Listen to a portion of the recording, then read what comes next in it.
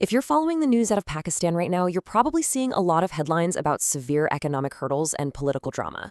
But beneath those everyday headlines, there is an absolutely massive crisis unfolding. It's escalated to the point where it's literally threatening the very survival and territorial integrity of the state. We're talking about a heavily armed, rapidly escalating conflict in Pakistan's largest province, Balochistan. To really wrap our heads around the sheer scale of what's happening today, we can't just look at the present. We actually have to unpack an incredible 800-year history. Take a look at this state, March 11, 2025. Picture this. The Zafar Express train, packed with 450 passengers, is making its way from Quetta to Peshawar, near the Bolan Pass. Militants had planted an 8-kilogram IED directly on the railway tracks. There was a massive blast, the train derailed, and heavily armed fighters immediately seized control. But what's highly unusual and really revealing about this specific attack is the tactic they used. They actually allowed the women, children, and members of the local Baloch community to leave. Then they took the remaining passengers hostage, handing the government a strict 48-hour ultimatum to release political prisoners.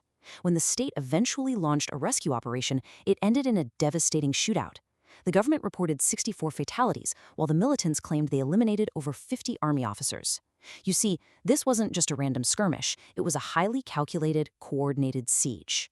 And that train hijacking, it's just one piece of a much larger, frankly terrifying pattern. In early 2025 alone, there have been 72 coordinated attacks against state forces. The real game changer here is the formation of the Baloch National Army, or the BNA. For decades, separatist groups out there operated as these fractured, small-scale bands doing hit-and-run guerrilla warfare. But now, they've unified. They're executing these high-profile strikes on major infrastructure with a level of coordination that honestly no longer looks like a scattered insurgency. Instead, it's scaling up to look like two national armies fighting face-to-face. So, to understand how we reached this boiling point, we're going to trace this history through 4 key phases. First, the roots of the Balochistan, then the British Great Game, third, partition and annexation, and finally, resource wealth and modern war.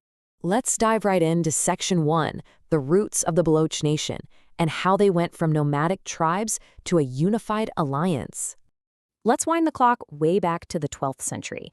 There were no defined borders here. The region was just home to dozens of fiercely independent nomadic tribes, like the Makran, Kutchi, and Turbat. But eventually they realized that living completely fractured just left them vulnerable.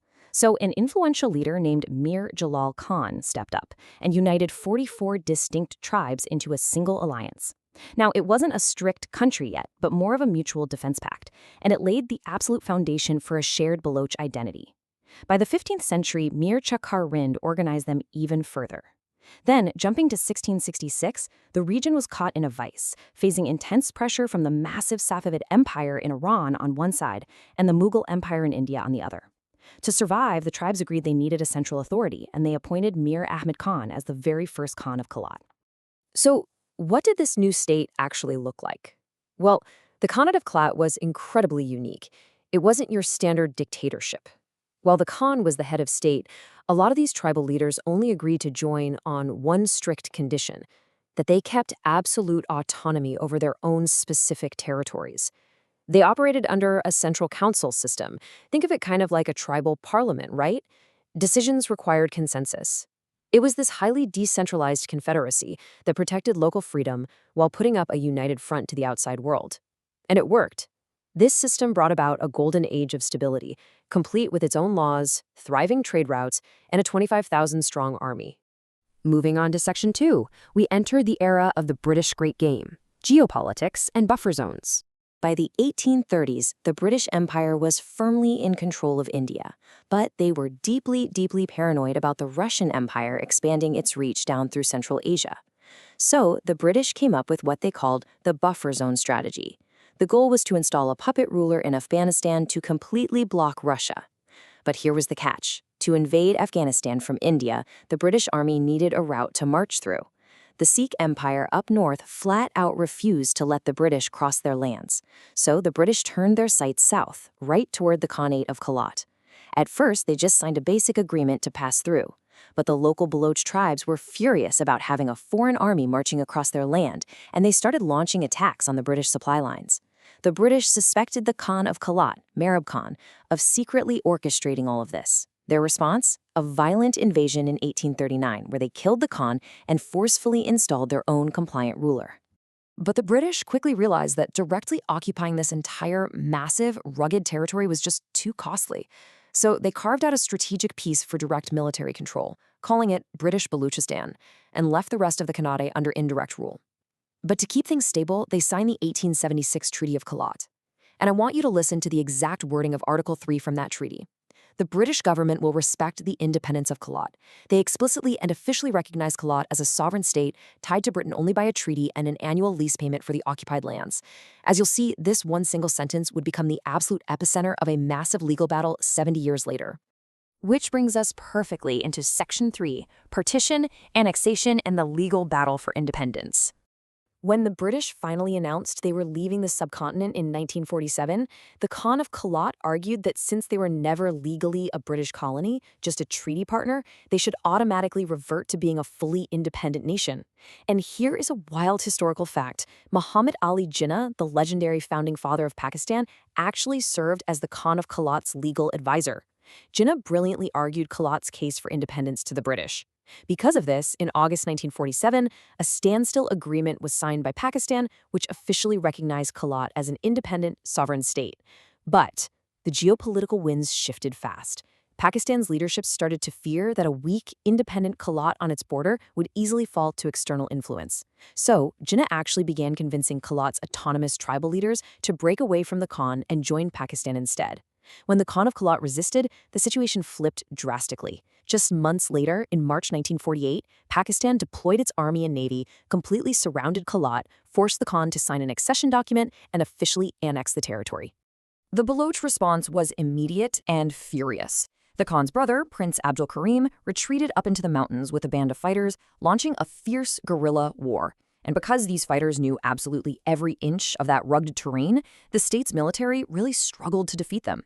So the state tried a different tactic. They reached out to the rebels, offering a peaceful amnesty, and they swore an oath on the Quran that the fighters would be forgiven if they just came down from the hills. Now, for these deeply religious fighters, an oath on the Quran was absolute. It was sacred. So they surrendered peacefully.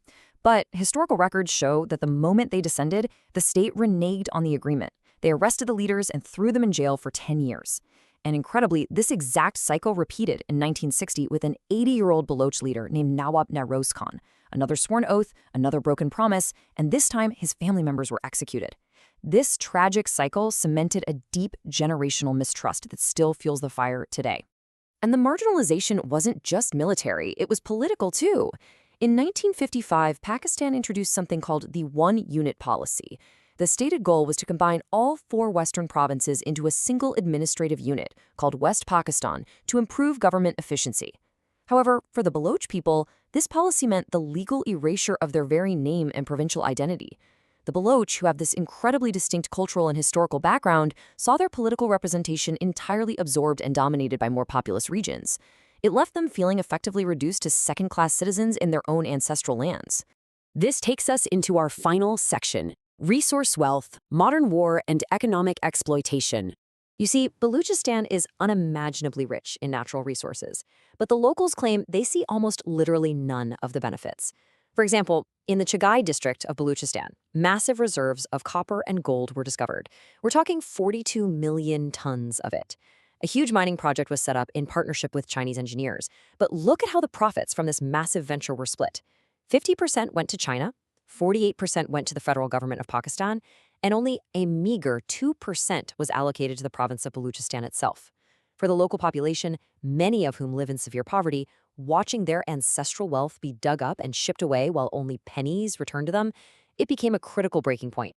And then came a mega project that promised to change everything. $60 billion. That is the massive investment figure attached to the CPEC, or the China-Pakistan Economic Corridor. The crown jewel of this whole initiative is the Gwadar port, located right in Balochistan.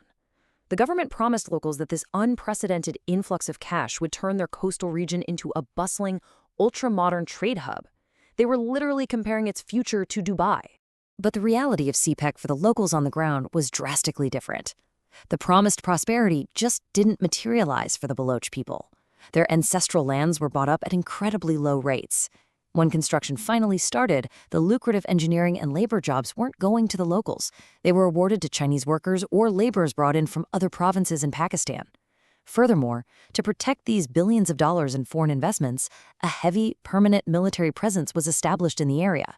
And perhaps most devastatingly of all, the indigenous local fishing communities were entirely displaced from the waters that had provided their livelihoods for generations.